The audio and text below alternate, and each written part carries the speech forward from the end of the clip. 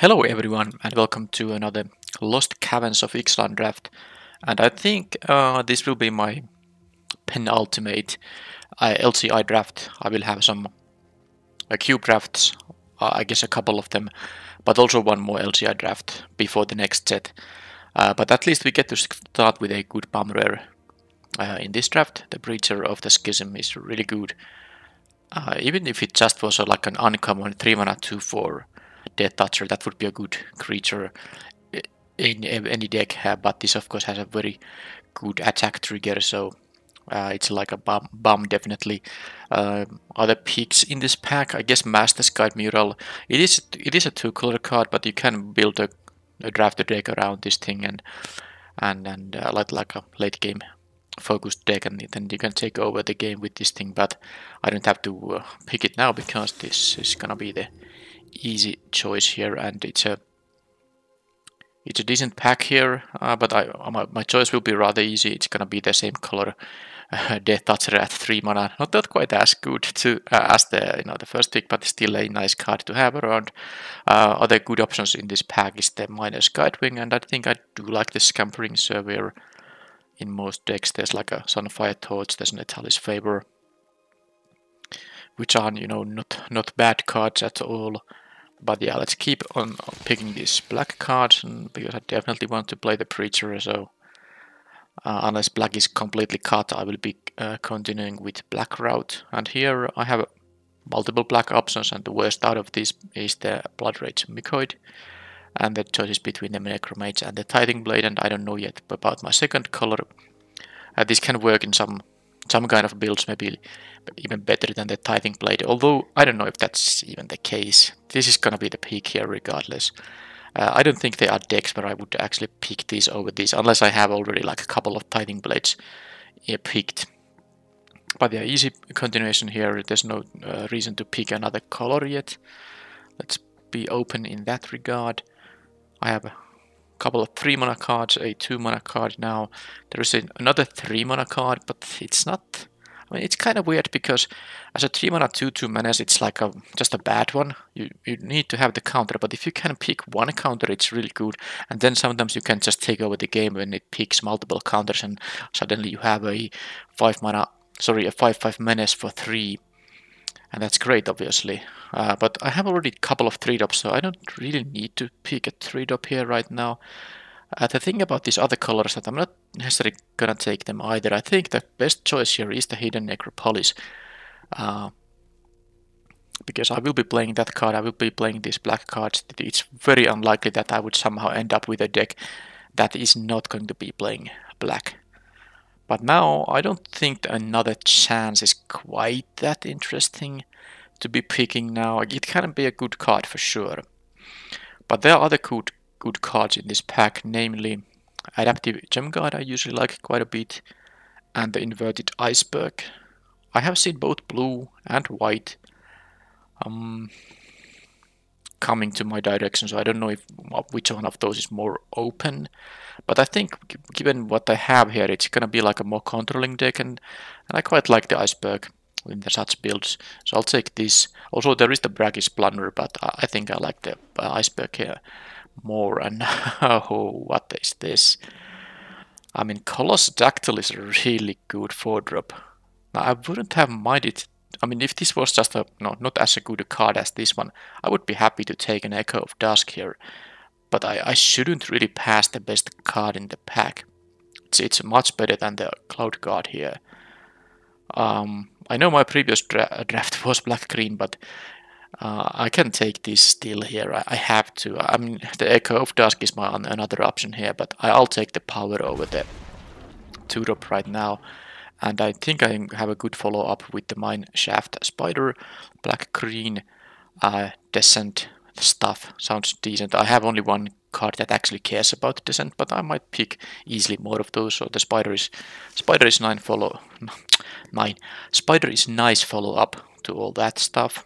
Bartolome would be a nice pick if I somehow ended up black-white. I did not. I could still take it, but with these green cards, maybe I'm supposed to just... But what would be the pick then? Like a Skull Taker? don't know if I care about the Skull Taker. I'm more like a you know, late game. Yeah, I don't need that Menace guy. I don't think it's that good. Well, let's. I could just take 20 gems actually. Okay, you know what? I'm taking 20 gems. I think it's quite unlikely that I will be black and white in this draft. Although there are now two white cards here that I could consider playing. Well, I can also splash one of them if I end up in green. I don't like the Acolyte, and this is just a very bad 2-drop. I don't think I need to have this early. I'll take the Whirlpool. I like it more than the other one. And here, Ghost Stalker. Stone Tree is not very good. Now this is mostly good in black and white when you might have some fodder, mostly white things that create some tokens to sacrifice. It doesn't apply here that well. I guess I could take the Cataract. I'm taking this Cataract actually in case I end up in black-blue. I open like a blue Bum Rare.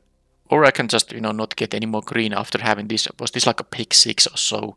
It was very late anyway, but I haven't really been getting anything else from green. I'll take the Cave Worm here now. And here I can just take the uncommon. I'm not really gonna care about any of this. Brine Fang, the Whip. The Whip is a very, very late game thing. I do like the Brine Fang more if I end up in blue-black. There's a drought, but not for. It's not a good card for these colors. It's pretty much a white-black card. Alright. Well, I'm gonna be black, so I think the peak is just a removal spell. Nothing wrong with the Join the Dead here. I would like to have a Sunken Citadel for sure, because that of course is mana fixing. In a form of a land. Always nice. Yeah, I'll take the Join the Dead here. I don't have to figure out my second color yet. I think it depends on if I get good blue or green. Whichever one I get, I will follow up with that route. Tunnel Grinder is there, which is a nice card, especially in the decks. I mean, it's a nice card in decks that can enable the Descent triggers, and this deck could be enabling that quite easily. But of course, the actual choice here is between the Echo and the Bat. Very, very good black uncommons, and it's a shame I have to choose between them.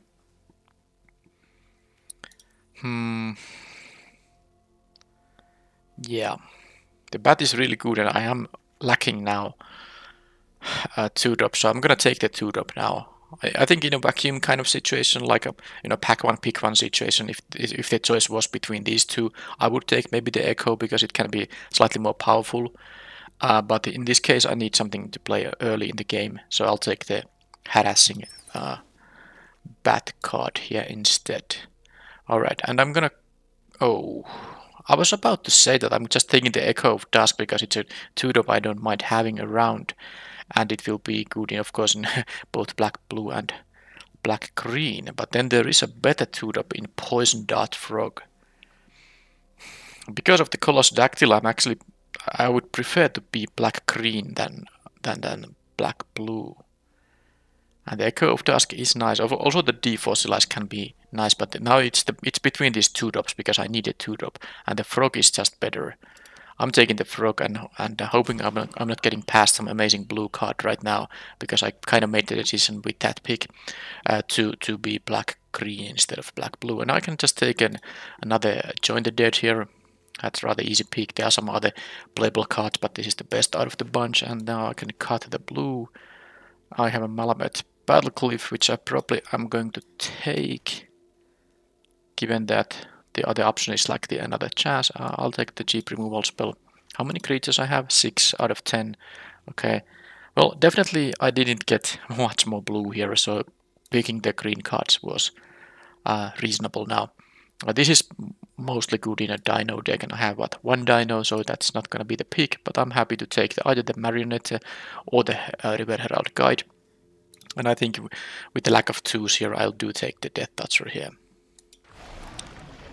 And that also is, a way to trigger the Descent stuff or have a Descent count X. Alright, here Skullcap Snail, the Phantom, Glimpse the Core. I guess the Blowgun is something you could consider, but it's not gonna be the pick. I have nothing like 6-drop or something, so I don't think the Glimpse the Core is going to be that great. I'll just take the Snail here. And, well, not really my colors here, are they?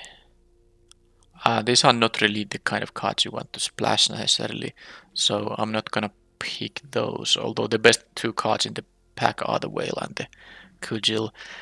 Freebooter, Walk with Ancestors. I mean, I don't like any of these. I'll just take this 5-drop, just in case if I actually don't get anything expensive, I can play this as a curve topper. It's a 2-for-1 after all. Alright, Sunken Citadel, very nice to pick it. It came back. And Cavern Stomper, okay, now I can take something that I can actually have as a curve topper. And okay, Mineshaft Spider number 2, which I wouldn't mind. But I also don't actually have that many things that care about the, you know, the descent count. So I'm just taking the Hidden Nursery actually. And here I can take the uncommon. I doubt I'm gonna play this. Now I can take the Brawler, but I will only play it if I'm desperate. Okay, Malamet Veteran, that's a nice one to have. Okay, I got the Glimpse the Core as a the last possible pick here. And now I have a 5-drop and a 6-drop. And I think I will cut the Walk with the Ancestors right now because the Veteran is the better 5-drop, and I'm going to play the Stomper for sure. Here it's an easy pick. Stalactite Stalker, quite nice 1-drop. And let's take that and move on. I have now 3 caves, and remember the Sunken Citadel is also a cave. So there's like a chance the Leech will be a card I'm interested in having. If I pick a couple of more caves and this comes back to me at pick number 10, it's a nice pick to have. But here the easy pick is the Axejaw here. I can take a 3rd 4-drop here. It's something to accelerate into with the Frog or maybe with the Glimpse the Core if I end up playing that. But yeah, it's a very nice card, just in general. Another Leech here, but I think I would need more caves. There's also Grasping Shadows, which is actually quite nice in these kind of decks that can have creatures that have like 3 or more power. The lifelink can matter a lot in that case. I don't think I need another Skullcap Snail, and I think I don't need to pick the Leech now. I don't think I'm gonna play a Leech at 3 of these, these caves.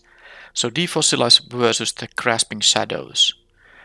Oh, I mean, you could take either. I'll take the Defossilize because I have some big creatures. Maybe I get a Land Cycler, which would be nice with that Defossilize. Here it is a decision between Tendril of the Mycotyrant Tyrant and the Axejaw number 2. And of course there's a Staggering Size, which I would take over the Fungal Fortitude, although this thing, actually does trigger Descent and count for Descent.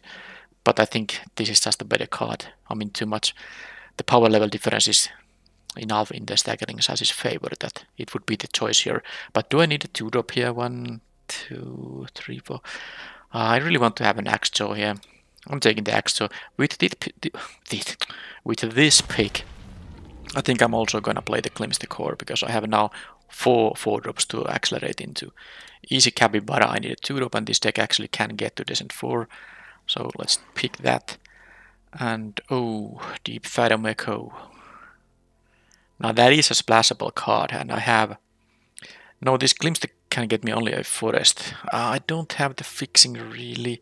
The Citadel can name... I can name blue for it, and then that Frog can add blue, but... do I need another Malamet Veteran though? Probably not. I'll take this if I find a way to enable the splash. I don't think I'm quite there yet, but if I get any way to splash, maybe I can consider it. Oh, another Stinging Cave Crawler. That's a nice pickup. Okay, Akavali. the last pack I haven't seen in the draft. Pick 8 is the, of course pick 9 will be the one from which you took a first pick. But yeah, very nice pick 8 here. Of course, it's a very good card whenever you are black and green. Phantom or a sideboard card. I have 3-drops here enough. I don't need the Phantom. I have enough ways to self-mill, I think. So I'll take the sideboard card, the Over the Edge. It can be relevant in destroying some nasty artifacts and sometimes enchantments. Okay, now the Gargantuan Lich is here, but I didn't pick any more caves, while I have the Defossilize, which is nice with the Bristleback. So I'm gonna take the Bristleback here now. And oh, I got the Grasping Shadows, which I'm gonna take over the Walk with the Ancestors. Note I also have a Walk with the Ancestors, but I think this can be a main deck card in this deck. And this pack had also the Staggering Size, but I can pick this. I don't know if how many cards I'm gonna cut here, but that is a main deckable card if I have space for it. And one more card. Okay.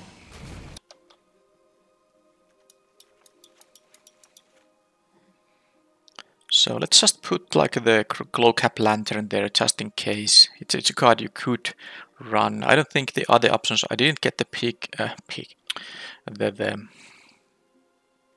fixing for this, so no to that. Yeah, I don't care about these. So 26 cards with the Nurturing Bristleback and the Glimpse Core. I think I will place 16 lands, yes. Which means I'm going to cut 2 cards. I don't think I'm gonna cut any of the 4-drops. I could see in some matchups cutting this thing, but I have, you know, multiple creatures that can hit even like with, you know, a power of 4 or even higher than that. So gaining the life can be really nice.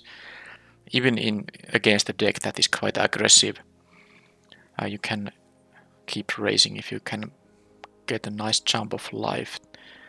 Let's now see the 2-drop situation. Okay. So only 5 creatures, but I have a 1-drop creature too, and of course I do have the Tithing Blade as a 2-drop, and the Glimpse the Core while doesn't affect the board situation, but allows me to play at least these 4 drops on turn 3, and the Veteran and the Stumper 1 turn earlier too if I hit my other land drops. Yeah, the Lantern is gonna go away. That is the easiest cut. I'm thinking about the Fungal Fortitude as the next cut, but it's also... Let's first see how many ETB abilities I have, because this of course allows you to re-trigger those. I don't think I have a lot of them. There's the Snail, there's the Bat. Well, you do have to return the card when this dies, but I guess you can take that or something better from the hand.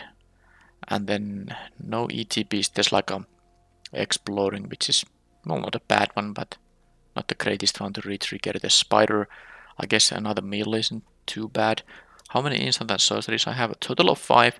So yeah, the Descent stuff isn't the most reliable, but I also have only a few cards that care about the Descent. This is one. This is another one. The Cave Clorers are... These have a very huge Descent payoff though. I guess the Akavali also has a very nice payoff, but these are very different when you can actually draw cards with them. The Capybara... yeah, I have some... But I don't think I'm gonna cut any of these instants or sorceries. Yeah, I'm not cutting the Join the Dead. Not the Glimpse the Core. No, I'm not going to cut them. But I'm not going to play 15 cards either. I guess the Fungal Fortitude is the least kinda... You know, it's the most situational card, I would say. The other cards are going to be just... you know, they're going to have some kind of an impact when you cast them. This is sometimes not going to do much, because maybe creatures are not trading. Maybe they don't play the kind of removal that I could save my creature from using this. So I'm going to cut the Fungal Fortitude from the main deck, and I can sideboard it in against like a removal heavy deck or something like that. If I had more good ETB triggers, then it would be worth considering main decking it, but I think I liked the other cards in this deck more than that one. And here I have a 17 creatures, 7 non-creatures, a couple of removal spells, and big creatures to push through. I have a little bit, the mana curve is more on the heavy side. I could also see not playing this Grasping Shadow, but I mean, I'll still play it in the main deck. I can cut it against the most aggressive decks, because it is kind of a 4 mana do nothing unless you get to attack. with a creature immediately. Yeah, I'm gonna main deck it, but I'm willing to sideboard it out when I have to. I guess the Echoing Deeps I red drafted for 20 gems is one other cave, which was mostly something I should have kept account of when I got those Gargantuan leeches, the lifelinkers that become cheaper if you have caves on the battlefield or in the graveyard. But I don't think this card is very good, so I wouldn't want to play a land that doesn't produce any colors unless there's something in the graveyards, which is not always gonna be the case. I mean, some land. And in this case, this even enters tapped if you copy something, so it's not really a card I want to be running. But this is the main deck. Let's add some lands. This, and this one are good. I have a very even spread of both colors. This can get me a forest, and the Glimpse the Core can get me a forest. So that's like a 2 extra ways to get the Colosdactyls and the Stoneburst double green up. And I have these double blacks. So given that I have kind of an even amount of color production in here, this I can choose whichever I want to. But I have 13 lands to add. I think I will add 7 swamps and 6 forests, because I have the 2 other ways to get forests, but no other ways to get swamps. Alright, this is it. I do like this deck more than the previous one, but I could see having some trouble against those decks that go, 1-drop, 2-drop, especially when I am the draw. Like, I have 1 extra 2-drop to sideboard into. I can sideboard out the Grasping Shadow and maybe something more that's too expensive. But for now, this is the deck.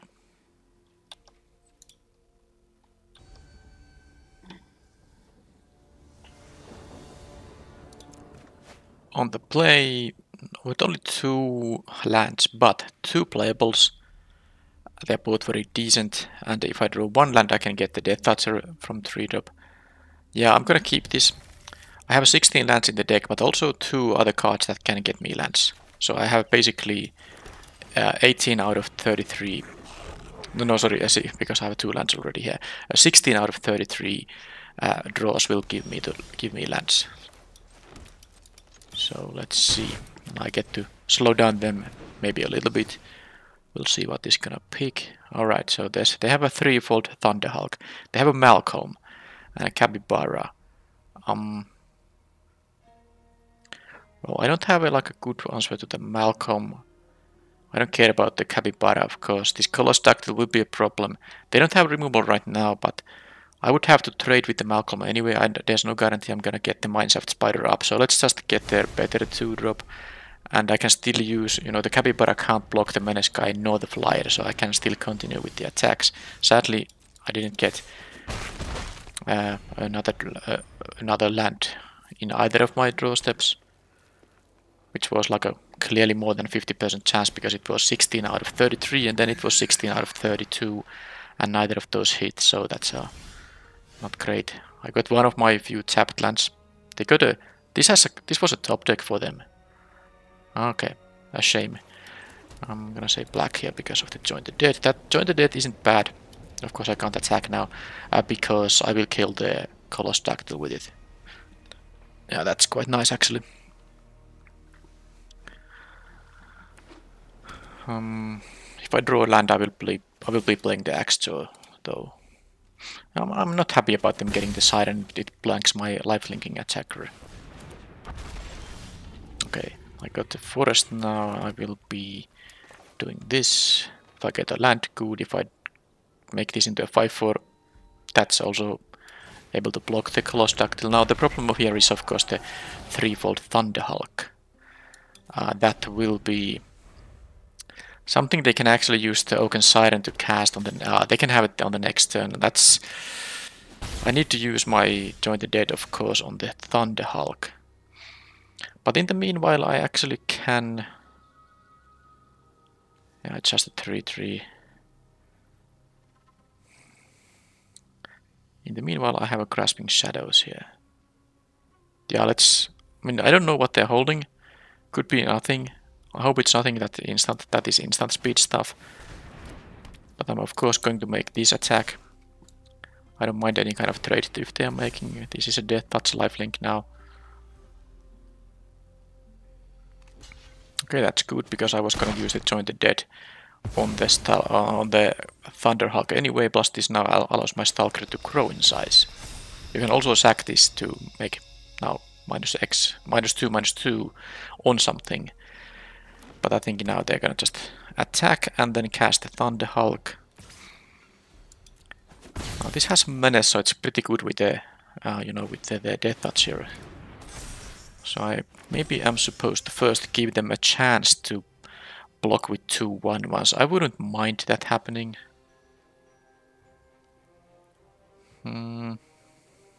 Probably. So I have now 5 mana. I can cast only 1 spell, and it's gonna have to be the Join the Dead.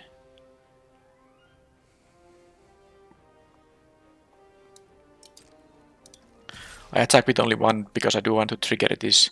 It doesn't work if I attack with both. So let's go here. I don't mind about losing the Stalker, that's just fine for me. And of course playing a 3 mana spell is the least mana efficient thing you can be doing here, but I mean I can't let them untap with this because they can sack these things, this grows in size. Or attacks, great. Yeah, I can't even let them put the attack trigger on the stack because the game will use the last known information and they will get the extra tokens. So the safest thing for me to do is just this, and it is fine. They got of course 3 1/1s here, but since I'm at 24 life and I have a good hand here waiting, I actually do like my chances here. This is also gonna turn into a land, which allows me to obviously you know, play, well, at least have more mana available. Okay, they have 1 more card in hand. It could be just a land. Anyway, I'm gonna attack with the Stalker. I mean, if they double block these, that would be great, because with Death Touch and Menace, of course, they would lose both of them guys. And now I'm still at 21, and I can play, because I drew a land, I have now 7 mana, a 3 and a 4. I could just do the Veteran or the 6/6, oh sorry, the 7/7. Yeah, it's actually not a bad idea. I could also draw a card if I just play this Veteran. Actually, let's do this. Change of plans. This is also mana efficient, because I could use my land, and I wanted to draw the card first, just in case I got something I wanted to play rather than the Veteran, even though it was going to be quite unlikely.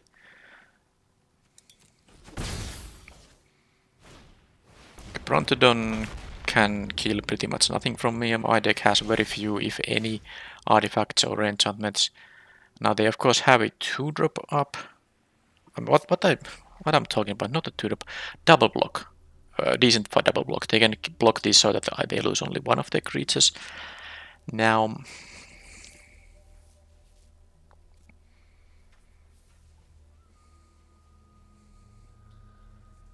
that would trigger this, would get me closer to these Akavalis and stuff. I think I might just go for that. Maybe I will draw the card first. Then I have 5. No, that's actually 5 is not that great. Alright, I'll just... I know I can't make this Descent for 2, but I don't have the means for that yet. Even if this mills 2 permanents, it's gonna be at Descent 3 only. Yeah, okay, let's... I mean, basically they will block with the Kincaller and the Capybara. It's really not that great for me. It really isn't that great. But this becomes a 3/3, and I have also the ability up for it, so maybe I can do some, you know, I can sack the Stalker or something. We'll see how they block first. Of course, I could have a trick here available too. But I'm kind of interested in just playing the Cavern Stomper here. Okay, they go with that. Well, I mean, trading with the Brontodon is definitely fine. Oh, are they gonna put some extra? Okay, well now that's allowing me to trade with the Kincaller and 2 tokens, or Brontodon and 1 token. Okay, they are not gonna waste their tokens for that. Of course, they could have something, but you know, I have my Stalker too. It necessarily won't help because it's only -2, but let's make them. Okay, they are gonna do that. That makes the most sense. So now I'm gonna trade with the Brontodon anyway. There's not much else to do. Even if I'm -2, I will lose this veteran. Let's see if they have something. They had a priority because of this activated ability. They had their own artifacts to kill. Now, I do think it's time for a Stomper here. Scry 2 is also very valuable. And yeah, that sounds very nice. Defossilize here.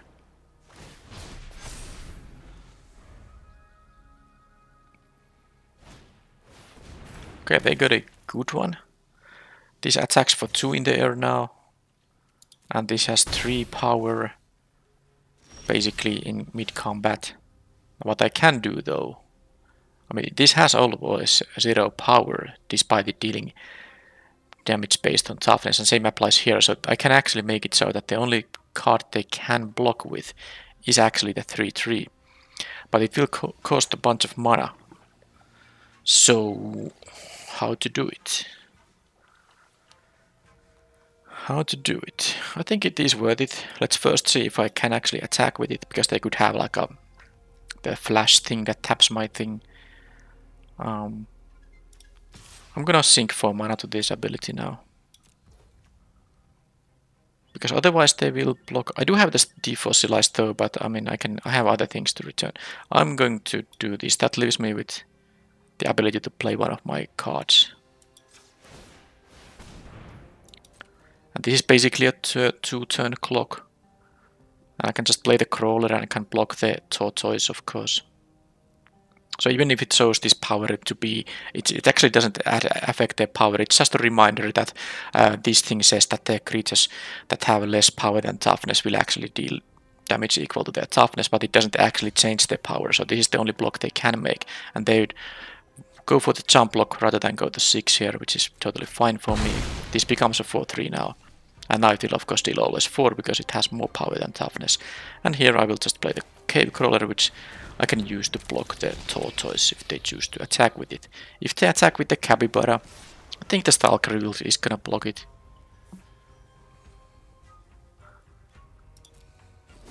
They still haven't got the Malcolm. That's the power of the Deep Cavern Bat against the decks that don't have a lot of removal. Right, so Stomper attacks. I'm gonna again boost it.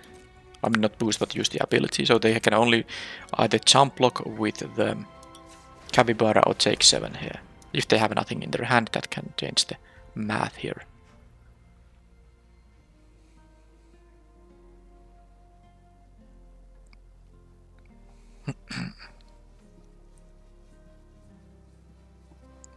Something is in my eye. I guess I can handle it. Alright, so they are thinking about the jump block, I believe. I guess they could have a +3/+3 trick, but you know, it would still, you know, make them lose their capybara. I will pause the recording until they actually decide to do something. And they chose to take the damage. I choose to just play the Akavali, play the land. No need to draw the cards from the Shadows layer. I have enough gas here.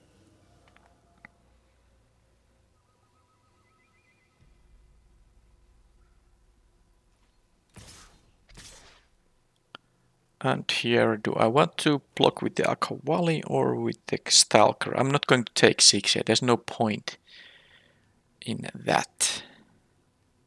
This becomes a 5/5 Trampler, but it doesn't even matter that much. I think I'm gonna just trade here. That makes sense. Okay, Pirates can now tap down the Stomper for 1 turn, but I am in a decent shape. Oh, I got more of my good stuff. Right, so it's now 8 mana total. Could draw a card. I think I'm just gonna actually do this, and I will get to ideally trigger descent here. Yep, this is triggered and this now draws me a card. I'm not gonna get milled. So if I attack with the corollary, they will block with 3 1/1s and they will lose only one of them. It's not the greatest. It's not the greatest. Yeah, actually it is not very good. But I got this anyway. Let's do the Preacher here.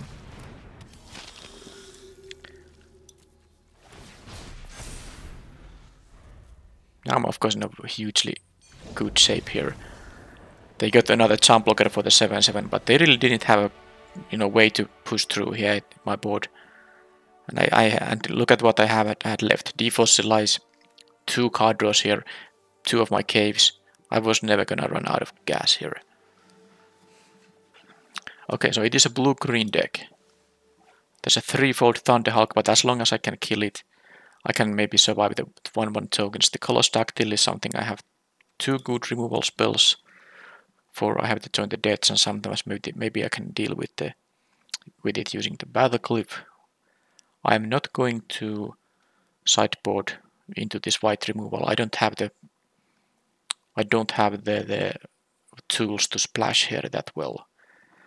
I think the least important card is something like the Capybara, but I do want to have the 2-drops. And I don't know if I'm gonna want to sideboard something. I'm thinking about the Fungal Fortitude.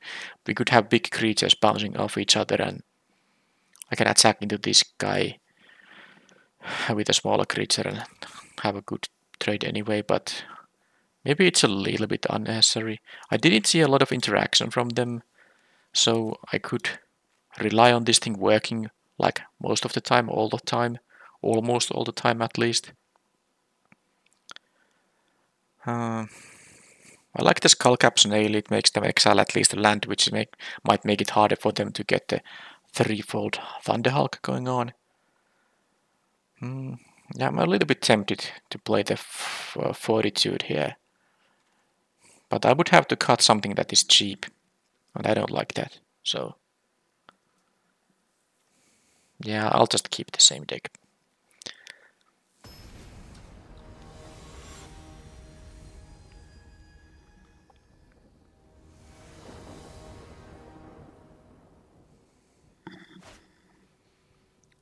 That is a 1-lander. I mean, I have a Glimpse the Core, but that only gets me a forest. It would be good for the 4-drops, but I would need to draw 1 land here regardless, so I'm not keeping a 1-lander at 7 cards. This is of course a nice one. And what is the least impactful one? Well, it is the Bristleback. The frog can actually allow me to cast these 4-drops on turn 3. And I don't even... Well, I need an untapped land for that though. So... let's see if that's gonna happen. Well, that did happen. Glimpse the Core can actually get me a cave from my graveyard too, which is better than just getting a forest. So I'm gonna play the frog now. And okay, they have something. It could be just a pump spell. Capybara now. Okay, that's all fine. I can play maybe just a bigger creature. No, I'm gonna do this. They might have their own Coloss Dactyl, and this might be a 5/4, and it is. So now I can attack into that, and also this is a very nice draw here. Now that I have the lands to cast my stuff.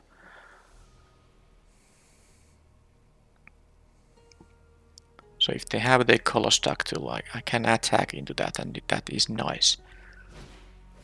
Ooh, draw 3, discard 1. That is a huge tempo loss, but of course also a nice amount of extra cards. Can I punish them for that?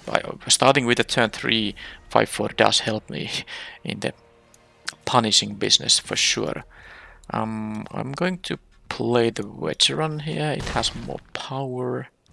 I could play my tapped land though if I go for this. What kind of 5-drop they could have? I'm very far away from making this into giving counters, but I also like the idea of playing my tapped land right now. Does it make any sense? I suppose I'm just gonna do this. 5 power trampler is better than a 4 power trampler in this situation now. But we'll see what kind of a... Actually, I'm getting a little bit... You know, if I played 4-5, this double block wouldn't be able to kill it. But I think it's gonna be fine. And by the way, I'm gonna save these to return this Necropolis from my graveyard. I'm not gonna fetch any basic forest anymore. So it's like a slower plan, but there's no, I don't need the basic forest. Okay, so if I attack with both, they will double block the veteran. I guess I can attack with the Poison Dart Frog too. That does mean I can't cast the Coloss Ductile this turn if they actually block the frog. They're gonna have something. It could be, of course, the -2/-0 trick as well. Attacking with the frog only deals 1 damage. Okay, I'm not gonna do that. I would have to make it Death Toucher. So let them double block the veteran. I don't mind.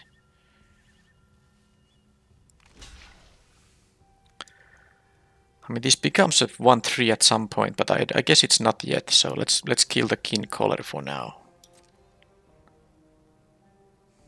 They have their some kind of if it's just a bounce spell, I don't mind at all.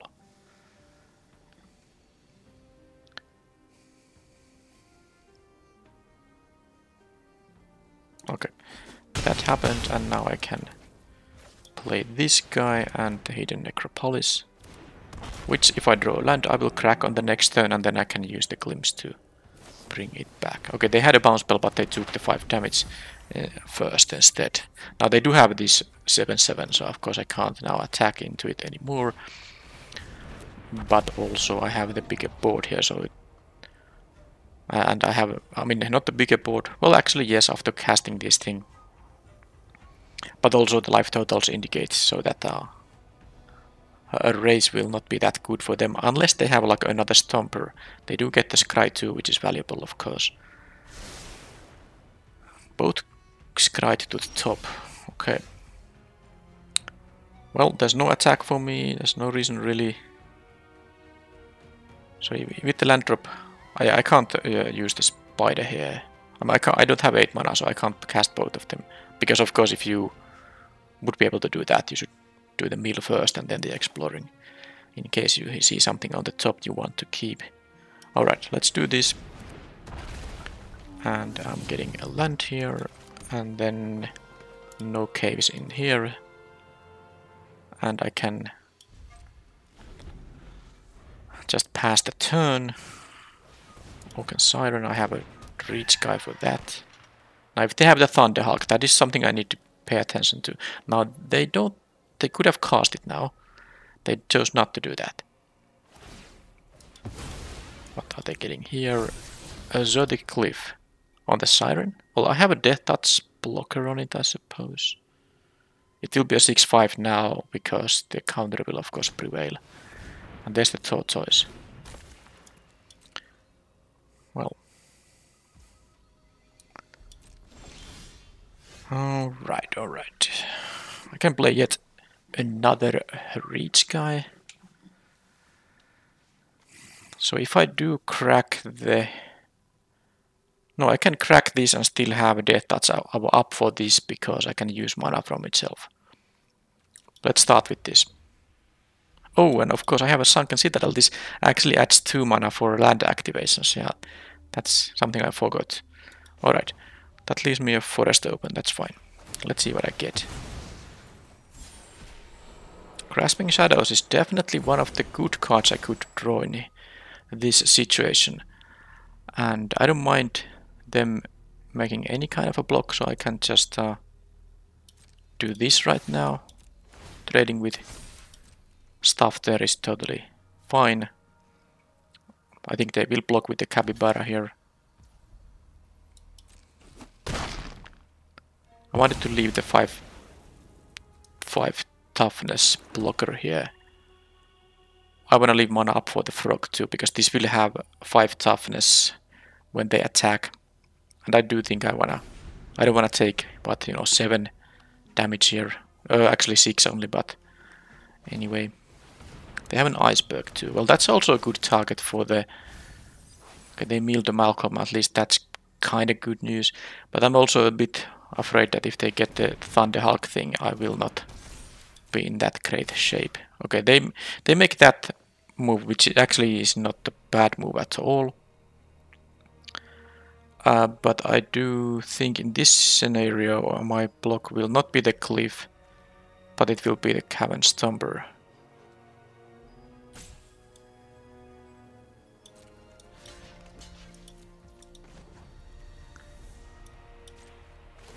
Yeah, I will take 12 here, of course. This is, they have now a massive board here, and I will be having difficulties. Defossilize helps me definitely quite a bunch. Let's first go for the attacks, gain 4 here. And then I can... This is now 1, 2, 3, 4, 7 mana. I can do a defossilize and the glimpse the core. Defossilize on the veteran or the axe jaw. Well, the veteran is better. I'm gonna do that.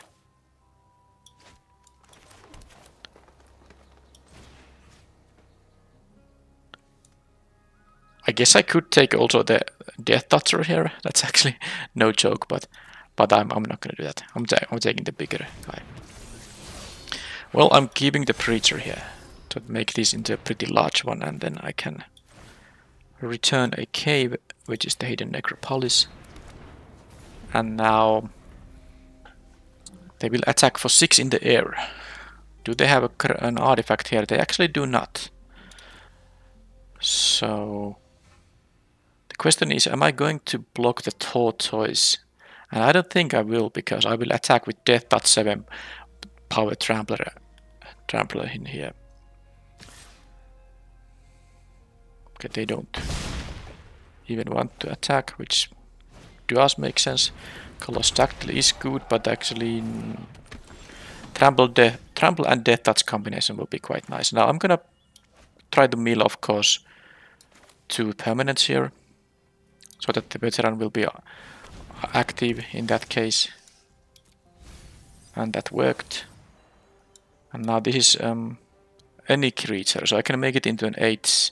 Yeah, well actually then that's much better. I can make it into 7 toughness, so the Tortoise itself isn't going to be enough.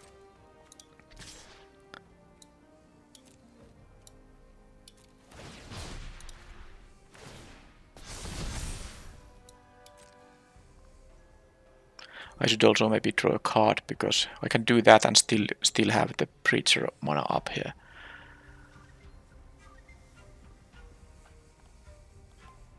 I will be going to 18 life here.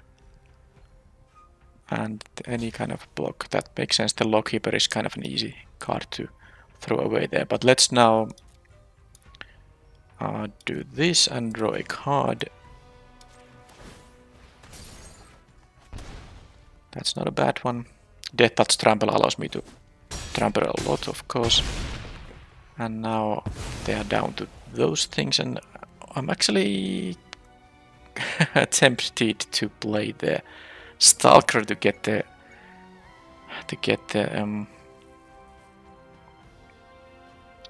no, I mean to get the counter on it immediately, but this is just too good to pass up. I mean, when I attack with this thing, I will be getting a card, and then this has Death Touch, so if they block with it, they have to trade with it. They still don't have an artifact in here, so unless they want to craft with the Oaken Siren on the battlefield. Okay, so now if I do double block, I will lose only one of my creatures unless they drew a relevant thing. But they can also, in that case, craft with the Iceberg. But I think they will just block the Preacher of the Schism, so I think I will do the double block right now, hoping that they didn't draw a bounce spell or something. Wow. They did draw a staggering size. That was a really good draw, but let's try still here. Of course not, what else can I do than try? But that was really... Not nice. I would say that wasn't nice at all. Let's draw a card. Well, that doesn't do much now. If I crack this thing, I will have, because this gives me 2 mana, 3, 4, 5. I can still play my stuff, I believe. So if I use this for, yeah, that's that. Oh, but I don't have more than, yeah, I can't add 2 black mana because I chose green here. So I have to do this and this and this. That allows me to only cast one of these, but I guess the bat doesn't matter. I will draw a card here though, so maybe I'm not supposed to crack that right now. What's the benefit of cracking this right now? There's no benefit. So I'll just I mean, there's one benefit to get a removal spell, but even then they can still block with the remaining thing. So let's attack. Draw a card. That's a good one. That will be 7/7 Trampler. Oh, they didn't block with the Oaken Siren. They still don't have an artifact. Wow. Anyway, now I'll just do this. And I will do this. And I guess I'm gonna do this too. Yes, I am. So this is a 7/7 Trampler that can't be blocked by more than one creature. I will take my 6 damage there. And this is a win unless they drew something else that they can use to. Okay, they have to craft it. They will get the Discover 3, but I don't mind. It's just a Bragg's Blunder. It's just a temporary thing. And they actually are losing now because this has menace and this flies. So even though they got the staggering size to kill my 2 reach guys, I still was in very good shape here, I would say.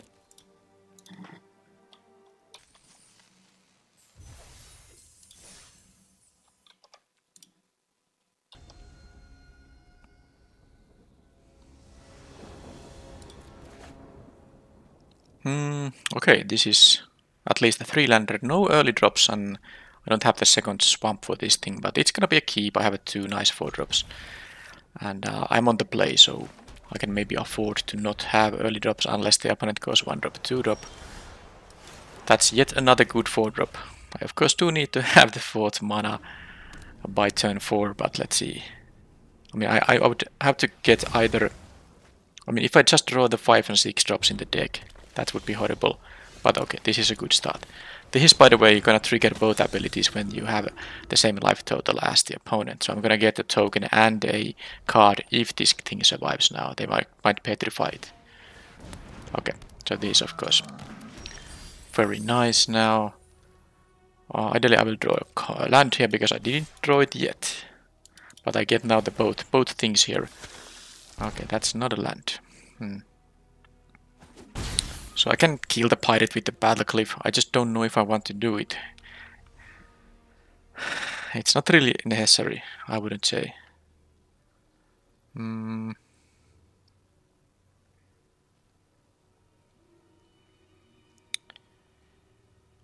Well, I think I'm gonna save the snail for later when they have fewer cards in their hand.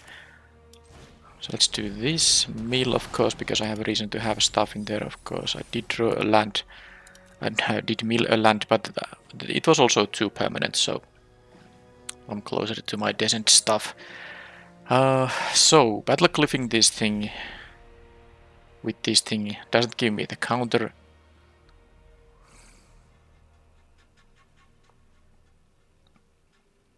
But it is most mana efficient to do it. I might just choose to do it. I'm actually doing it because I'm low on mana here. It might be a little bit wasting the removal spell, but I do have a Join the Dead once if I just get my second black mana. At least I drew a land here. And you know, these things have Death Touch, so that's of course... I can attack into that guy, no problem. And I don't mind if they trade. I get a card here. That's a good one. And they are gonna have to use the Colossus Dactyl to deal with this thing. And I can just I'd rather play my Axe Jaw so I can maybe get closer to the swamp. Grasping Shadows is a little bit too good to pass up, and you know, in the end this will turn into a land that will be adding black mana. And my hand is pretty stacked here. They have a Quinteros card, but it's actually not the greatest card in this situation unless they have a 1-drop, 1 mana thing to do. Because they have to just jump with this thing. I don't even plan to play the Grasping Shadows now. What I'm doing here is I'm just going to attack with everything on the Quinteros. So they can eat the 1/1 for free, I don't care, but then they lose the Quinteros. If they jump block this, at least loses 2 loyalty. So that's what I'm gonna do, and then I'm gonna just play the Colossus Dactyl.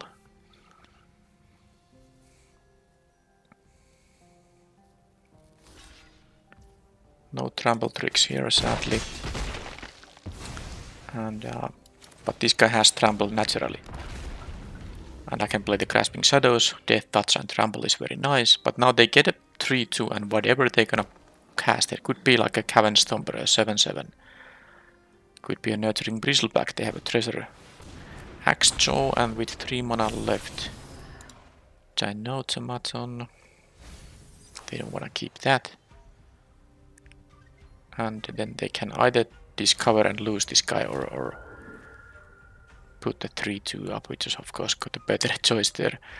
Now, okay, I can use Join the Dead, so it is time to do what exactly? They still have 3 cards in their hand, so there's no rush with the Skullcap Snail quite yet. This only works if I attack alone. That said, Death Touch and Trample is quite nice. I still think what I'm gonna do is just Join the Dead this guy. Let's see if it works, you know, they might have a pump spell, of course. They did not. At least if they did, they didn't want to use it. Could be +2/+0 and first strike. And I guess the same applies. Just attack everything here. It's maybe not necessary. I mean, I can actually do this, because both of these will be enough to deal with it. Can they... I mean, I guess they can have an exile and tapped creature thing. I'm thinking about attacking with the Marionette on their face, but it's just 1 damage. So if they jump block the Axe Jaw and then exile this, because they could have the 3 mana white spell, it's 6 mana but only 3 when they target a tap creature. So it's an exile creature, but it's a cheaper spell when the target is tapped. So I'm gonna attack with the Marionette on the Quinteros because it's a little bit of a wasted 1 damage, but for the one scenario where the opponent might actually be able to still have the Quinteros survive, I'm gonna do this. Okay, now they have no plan to make it survive, and I'm not going to use the Bristleback. I need only 2 lands to actually cast it, so I don't need to fetch anything. Okay, I do need to play the Skullcap Snail before they use their final card, of course. But they played a land already and they have 3 cards, so... Okay, upgrade on there is... That means they're gonna use 2 cards to deal with the Colossus Dactyl. Alright, I do hope their final card in their hand is not going to be a spell they can cast, so the snail would be kind of wasted in that case. They can make the Idol of the Deep King work. Okay, well, let's use the snail. Oh, that's a very, very, very good draw. I'm gonna use the snail right now. And it was just a land. Okay, but at least I have full information about their stuff. They have the land here, by the way, but its activation is 4 mana. And now I can't cast the Grasping Shadows, but I can cast the very good draw I had. So let's do this, and I don't mind trading with the... I mean, if they block the Marionette, that's fine. They are top decking now. And I have a huge hand still waiting to be deployed. More card draw and all that.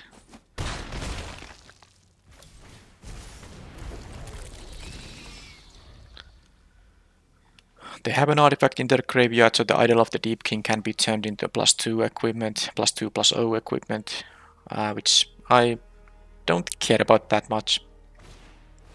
Compass Gnome is not what they want to have there. They do have a mana to now make this into a 3/3, but also I don't care.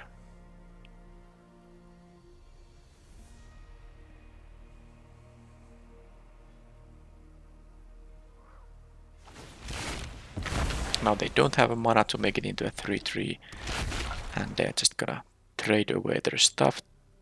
They will block the Cave Crawler with the Gnome, and that's fine.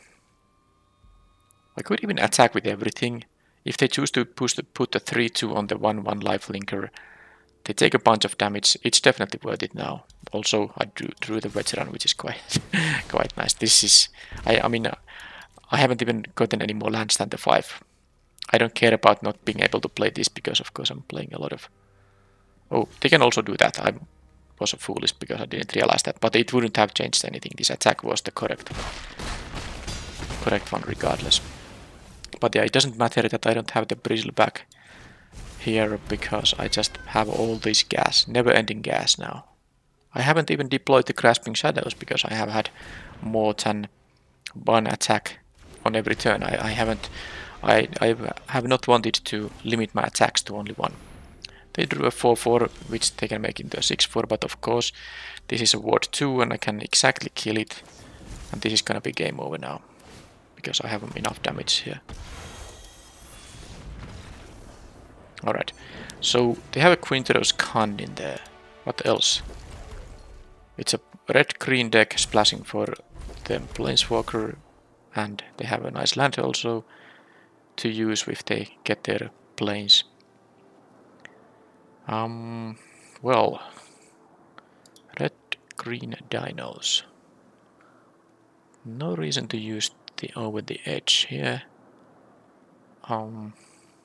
Fungal Fortitude. I saw an upgrade. Not much else. Oh. Well, the thing is, I don't want to sideboard out my early drops, but I don't want to sideboard out my late drops either. I guess the Grasping Shadows, I could change that into the Fungal Fortitude on the draw against the dinos. They have a lot of big creatures. The +2/+0 might actually matter. I can eat stuff like, or at least trade with stuff like Holostactyl that I otherwise wouldn't be able to do. And I'm on the draw, so I'm gonna actually make this change now. Grasping Shadows goes away and Fortitude goes in.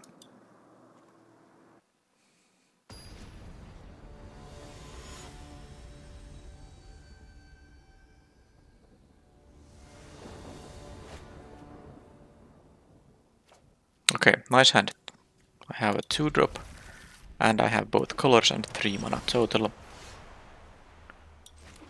That's green. So, Tendril, I guess I can wait with the bat. Oh, I have a Glimpse the Core. So I can double spell on the next turn if I do the Glimpse the Core right now. Sounds reasonable.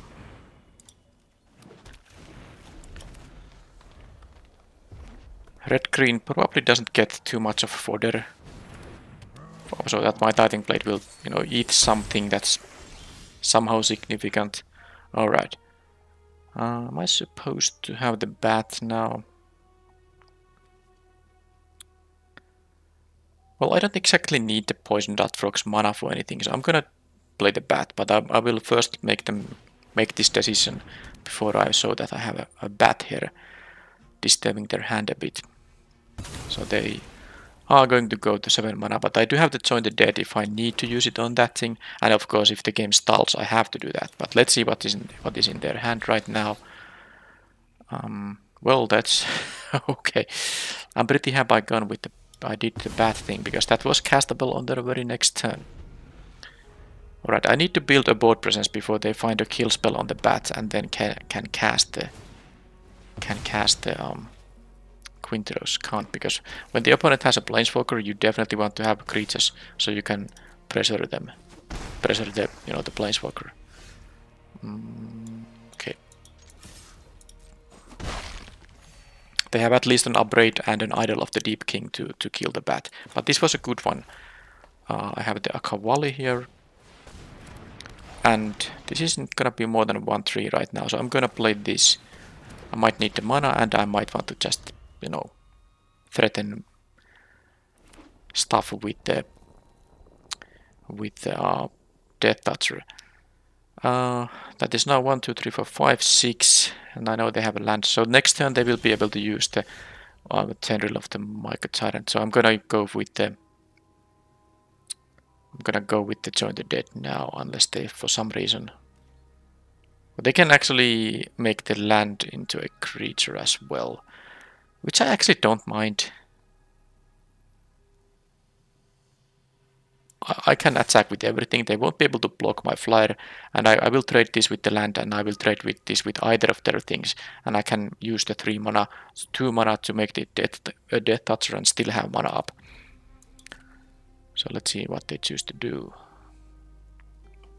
I don't think I need to use the Join the Dead even.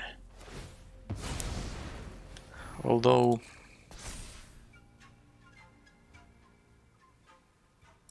yeah, I'm going to use it, but not on this turn, probably.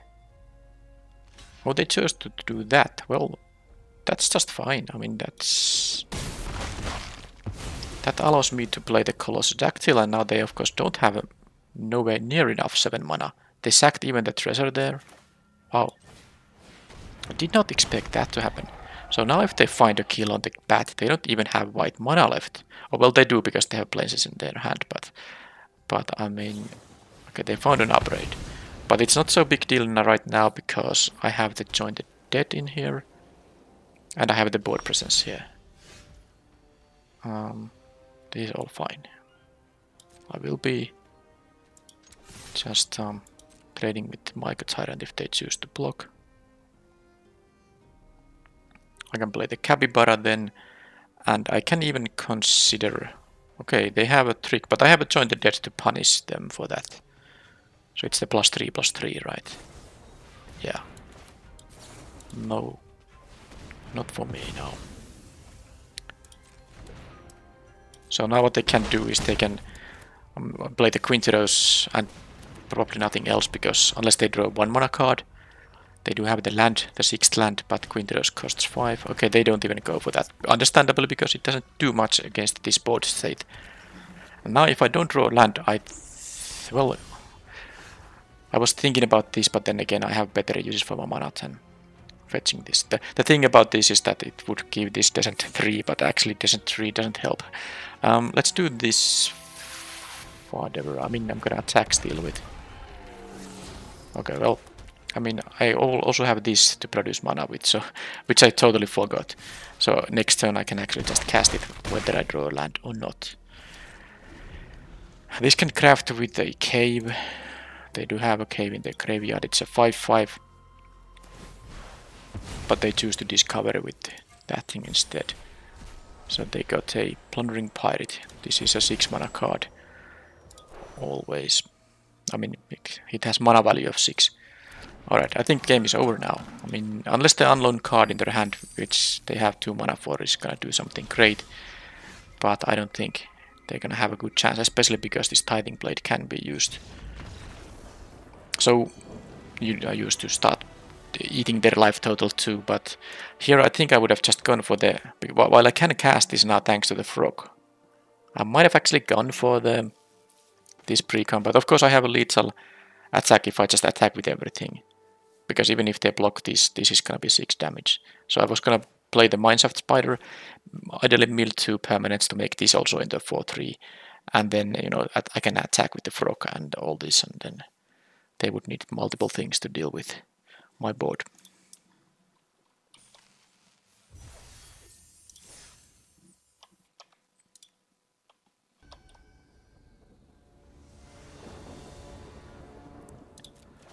Have I been on the play in each of the matches? I think I have. Alright, I'm keeping it. because of the Axe Jaw turn 4, this I can use to deal with something early. It's not a great hand, but I think this is better than going to 5. I mean to going to 6. Okay, more stuff. Any non-land draw I'm happy with. Okay, blue-red. So I did get one of those. One of those decks. 2 of my matchups have been against the other green deck, so now I get something else. This is not the fastest though. Now, am I gonna use Join the Dead on that thing? It's mana efficient, so I'm doing it. I'm doing it. I still have the Tithing Blade for something else.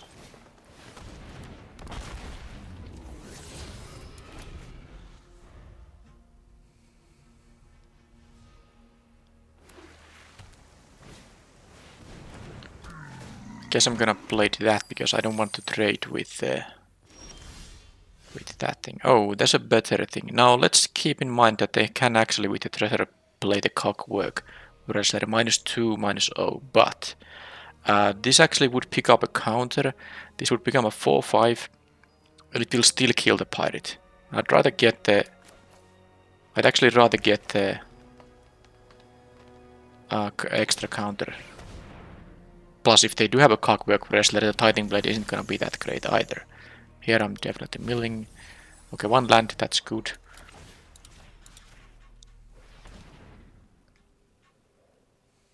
It does seem like they have a Clockwork Wrestler. What else card can it be? What else could it be? So I hope they... Yeah, the Wrestler is good thing to sack on the Tithing Blade, but I suppose it is what it is. I also have here 8 power versus to their none, so they need to have some good stuff. Now, sadly, they will have the Clockwork Wrestler. This would be an amazing turn if I could use a Tithing Blade and they would lose their Ceratops. But at least I don't have to, you know, give them the value. Because if I attack with both, they can make one of my guys into 2 power and eat it for free. But now they're gonna play the Wrestler and I will attack with the one they are not gonna minus.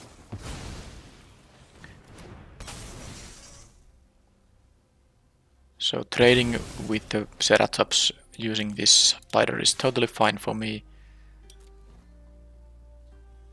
They could have chosen to start the race also. This can say, you know, black doesn't matter really. I have 4 forests. Well, I guess if I want to have a balanced mix of lands, I should in fact name black for that. I have 4 of each now. Alright, so they didn't have anything that's big. I'm happy about that. They will get a Scallyback. I think they're gonna mill this. It's not very good late game draw. Now they can do that and trade the militia with the Axe Jaw, which is totally fine, especially because I drew the Cave Crawler, which is gonna now, if they trade, it's gonna get me a card unless they have something like an upgrade. But if they had an upgrade, I'm pretty sure they would have used it on the 4/3. So now if I get an attack, I get a card. Okay, unless they now discover into... Okay, well that's a good card. Ooh, I'm happy they don't have any attackers right now. But the Defossilize is a good card as well. I'm gonna first see what I'm drawing here. That's not too bad. Alright, which one to return? Could even be the bat. But if I don't get 2 +1/+1 counters on it, they have a free kill with the Sunfire Torch. So it's not gonna be that. It's gonna be something else.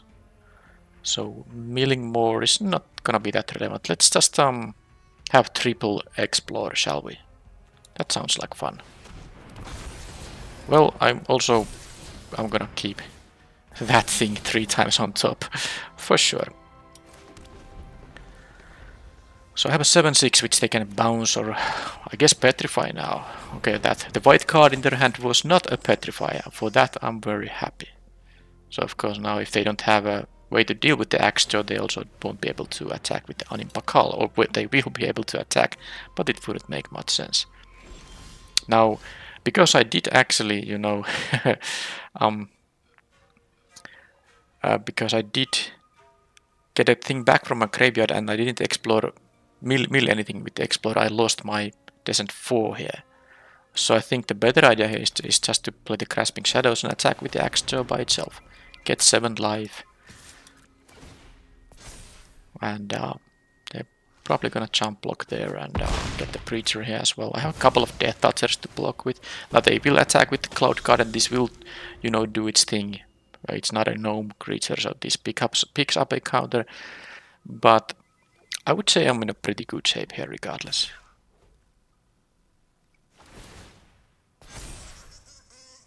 I think I'm gonna use the... If they have the +2/+0 and first strike, then blocking with the Crawler is not so good. But I'm also about to draw a card from the Preacher here, so... I guess if this dies, I'm gonna draw a card from this Cave Crawler, so let's do this.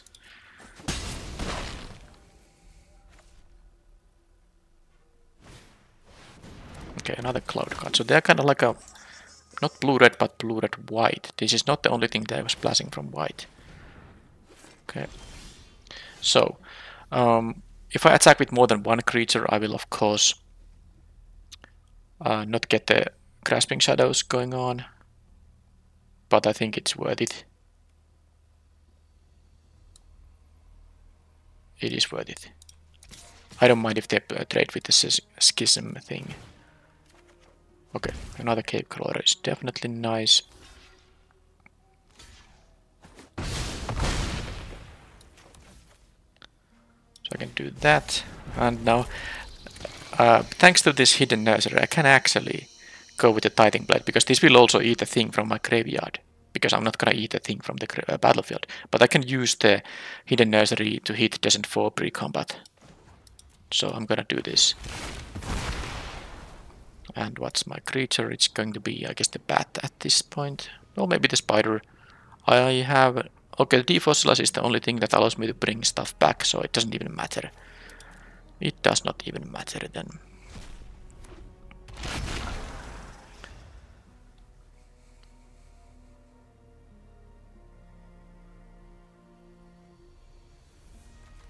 $19 cards, so I'm not going to deck out with all my extra cards.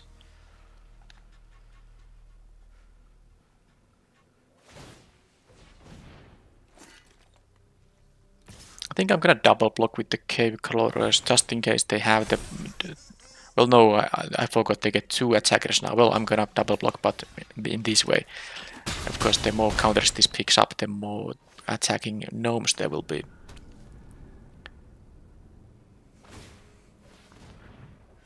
So now... Okay, well that's kinda amazing. Now I don't have to worry about the Animpakal anymore. But this I can use to add 2 mana for the nursery. So I think I do have the... Yeah, I have even extra mana here. So let's do this first. See what I discover into. Now I have it. I have now the Descent 4 here. This is -10, -10. I'm gonna first see what I draw, and then I will most likely... Well, let's see if they're gonna block. I mean, I wouldn't actually mind them blocking, so I can just definitely... I can definitely let them block, but I doubt they are gonna make a block here. They take a bunch of damage though, but I mean, blocking a 1 power guy wasn't gonna help too much. So now what I'm doing is I'm gonna use the...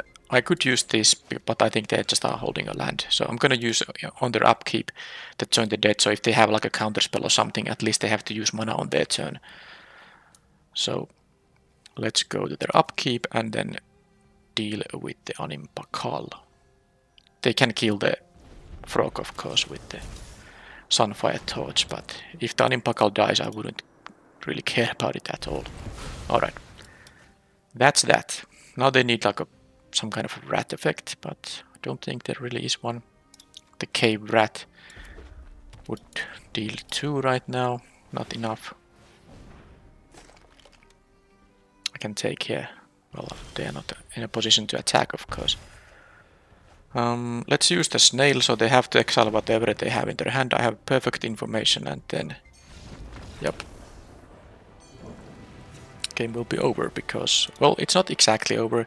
I attack with all these, and they go to 1, and then have to jump block with the Cloud Guard. But then the Sepulcher will finish off them, unless they somehow gain life. But I would still have my entire board here. Alright, so... Blue, red, and white.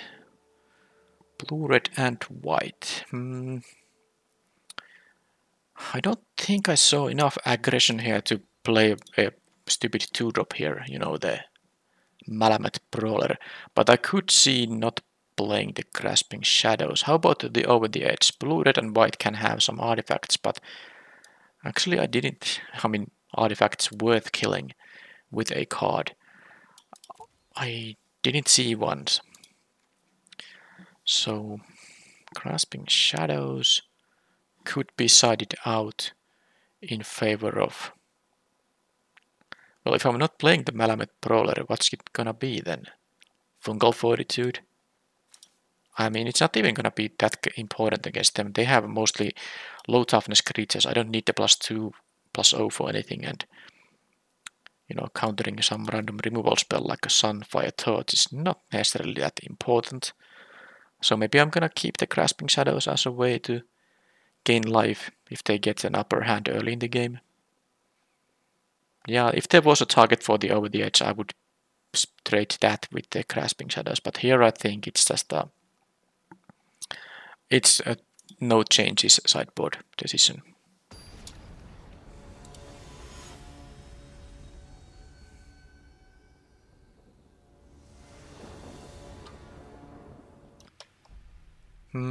Yes, this is a good hand. This can get me a forest if I need to. If I don't draw them naturally. And now I immediately drew a 3rd land. The Marionette can block if they have a ground guy. Well, they kinda do, but it also can deal damage without attacking. Mill a couple of things. Only 1 permanent, sadly. But then again, I didn't need to glimpse the core for anything, so... It was a fine mill. Okay, Captain Storm. I would like to kill it. Alright, I'm just gonna block here. This will be annoying in the end, and they will get some counters on this thing, but I mean, I still want to get rid of the militia.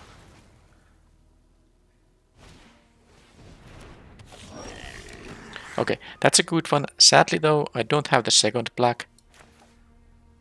But I will just do this, and next turn I can play the Colossus Dactyl. They have to exile one of their things. I do hope they have no artifact cards or things to generate them, but I'm pretty sure they're gonna get a +1/+1 counter. They exile just a mountain. They're gonna get a +1/+1 counter on any of these because they're all pirates. This gives a counter only on a pirate, and of course I will take 5 now. But I will have a good blocker now. I'm actually satisfied with this. I mean, if this draws a land, I have to trade with something like a Plundering Pirates, but... I just want to get to the 2nd black mana, so I'm gonna do this. If it's a non-land, I think I'm gonna... Well, it was a land, but the wrong sort. Alright. Let's see if they have more artifacts coming up.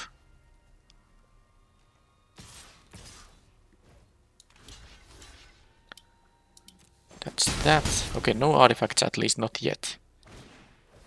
Sunshot Militia, they have more. Now I understand why they were eagerly attacking with this one, because they had a backup one in their hand. Okay, so I think I'm just gonna go with the Veteran this turn. I mean, I have only 1 cast available. I could go for the Cave Crawler, of course, and then do this forest cycling. But what I'm doing here is I'm going to have the option on the next turn to play the Colossus Dactyl and use this if I don't draw a land. I have, what, 6 forests in the deck, so I still have them left. Okay, Rockslide was bad news for me. Yeah, that was really bad news for me. They had the interaction there. I think it's time for me to jump block. Because it's not the one damage isn't gonna... Oh, I mean, the one power with that guy isn't gonna matter too much. I would really like to get the double spell here going on with the bat, but the bat isn't gonna be good enough. The question is, should I use the Bristleback cycling? It won't get me the swamp. If it would be, there would be no question of what to do here. I'm 2 lands away from the Bristleback being able to be cast. I don't really need the extra forest. That's the thing, I only need more swamps. So I'm just gonna play these and hope that they don't have another way to deal with this situation. But the actual problem here is that they also have the militia. So I might have to use the Join the Dead on the militia instead of the Captain Storm. But one thing at a time, let's see if they can have an attack here and punish me for blocking. There's an Animpakal, which is gonna mean that they will be attacking now. They will get a counter from this. Oh, they should attack probably with everything, but... Or maybe they just want to use the militia, I don't know. It feels like that me being at 8 is gonna make it so that they were supposed to attack with everything. Unless they can finish this off now. They're just gonna go for the militia. Okay, can I draw a forest, please? I mean, a swamp. I drew a black producing land, but sadness ensues because I can't. Yeah, a forest would have allowed me to play this. I need the lifelink also, but I think the cave crawler is needed just to be able to block here. So Join the Dead. I think I might be a little bit too much of a back against my wall. I wonder how the game would have gone if I got the second black instead of all these extra forests. That would have been quite nice. Now this is gonna become a 5-5. But I mean, I will be using my Death Toucher to kill it, so it's only a problem if they have a means to prevent my trade here. Okay, that's fine. But now I will need to use the Join the Dead, of course. I mean, on the militia and the Animpakala, both of them will kill me. So I think it's a pretty impossible scenario now. If I get the Battle Cliff, I don't think I have drawn it. I need the Battle Cliff immediately. Then I can kill both of these and still survive. I think. Or do I still have not enough blockers here?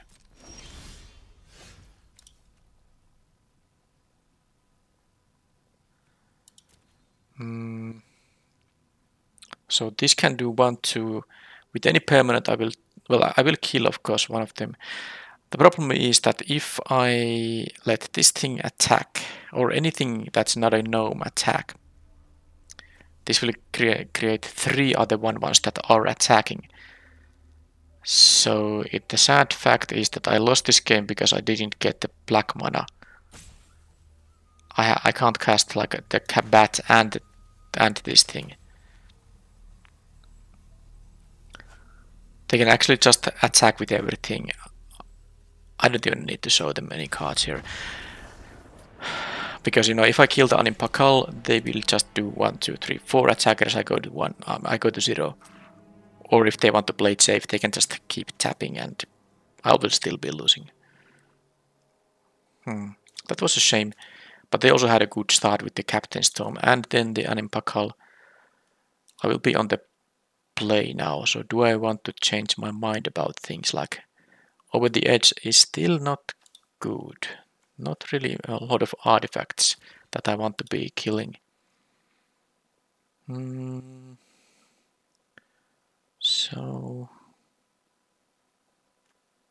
the Grasping Shadows, I guess it can gain me a lot of life, and I didn't see too much interaction. They had like this sorcery speed one, but the most annoying thing that the opponent can do is that at the instant speed they deal with the creature that is about to give me some life.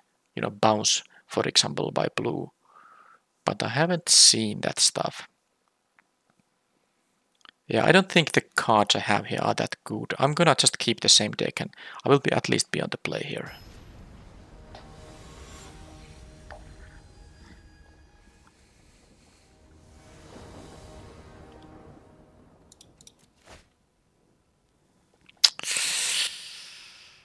Axjo as the first play now. The 7/7 is good against that deck.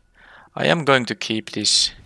At least I have both colors now at two each, but I have a bunch of threes, and I mean the combined number of 2 and 3 drops is high enough in my deck that I should usually be able to have something by turn 3 latest. Now I do have 2 draw steps to still find such a thing. And they didn't have a 1-drop. I guess that's the first good news.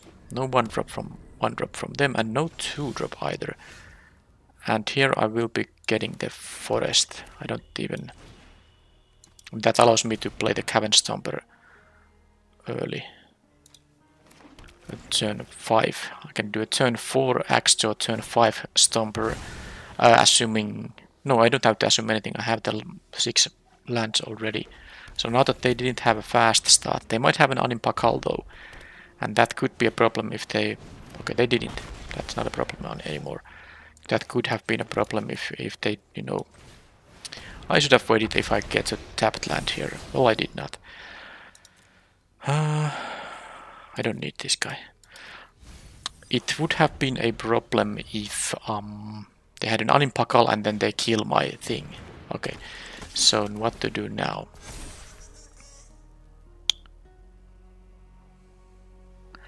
I'll just play the Stomper on the next turn. So I think I'm gonna eat this for now. And get a Scry 2. Now, a Rumbling Rockslide won't kill the Cavern Stomper. I can play the Bristleback on the next turn. That's actually quite sweet. And then I have the Defossilize.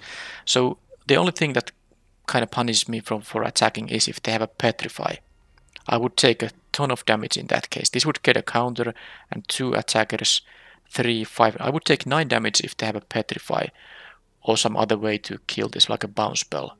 But also the 5 damage is hugely relevant. I am going to do this attack and hope I don't get punished. If they have an island, bounce, or just a Petrify, I could lose the game on, I mean, based on this turn cycle. But if they don't have, I mean, it's huge for me and I can just, oh, they don't have anything. Well, things changed a lot now. I will simply attack with both, not gonna bother with any kind of an activation. They can, you know, block with the Raptor, I don't mind. If they want to play a spell on my turn, they actually take 4 damage punishment from their own Raptor because it's a symmetric effect. So I don't expect them to be doing much here than trading with the Axjo, which is totally fine because I have more stuff coming up. Alright, they do have an Ancestors 8, but they take the 4 damage thanks to that. It's still probably better that they do it than not.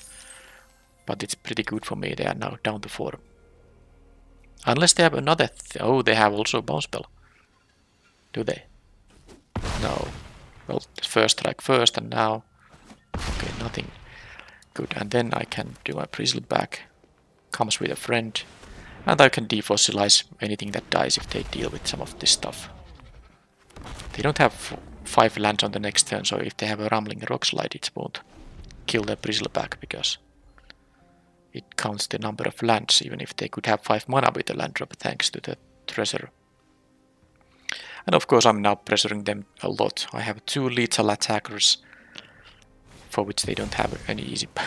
Okay, that's the best thing you have. I guess they can equip the Raptor and trade with the Bristleback, but I mean, it's not gonna work because I can make the Cavern Stomper. What's going on?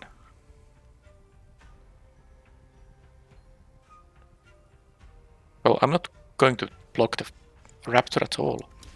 I mean, this is gonna be a win for me. If they cast a spell on my turn, they lose to the Raptor. I mean, if they have like a land and 1 mana spell like the Clockwork Wrestler, it's gonna kill them with the Raptor's ability. Would a Clockwork Wrestler otherwise been enough here? I can make this so that they have to block with the Animpakal, the jump block. I guess a Clockwork Wrestler would have helped them survive if this didn't punish them for it. But of course, surviving is not the same as winning. They had this thing too. Alright, well, that's that. You know, it would be quite tempting to name this as my last draft of this set. But not only because this was a nice trophy run with a pretty good deck, but also if you go back and see my first LCI draft, I'm pretty sure that was also a black-green deck. So it would be kind of a full circle. But I have a plan about my video releases, and it involves having a cube draft, an LCI draft, and probably still a cube draft on the Monday before the next set releases. I'm recording this way before the next set. The cube drafts haven't even started yet, but I'm just recording this, pre-recording this because I want to take some time off from drafting, and also I usually have found out that traditional drafts take a long time to fire near the end of the set's drafting lifetime. But if my understanding about the calendar and about how many drafts I have now in store to be published, I think this is there will be a cube draft, LCI draft, which will be my last one, and then one cube draft, and then the next set. But it would have been a very good spot to, stop the set here. There's actually a chance I could, not release this. I mean, I could choose to release this as my last draft, but I'm not going to do that. The next one, even if it's an 03, that will be my last LCI draft. But yeah, this deck was pretty sweet. I didn't get punished by any aggressive decks because the first two ones the opponent had some green-based decks also, and then in the last match the opponent had a deck with the kind of colors that could involve fast starts, but at least in 2 of the 3 games they did not have a fast start, and I was able to overwhelm because I have a very powerful late game in this deck unless I'm stuck on a low land count. Yeah, a nice deck, and I think the trophy was sort of deserved. This deck seems like one that can earn a trophy, so I wasn't too unlucky in the games to lose just to some kind of an RNG issues. Thank you for watching, and I will see you in the next video. Bye bye.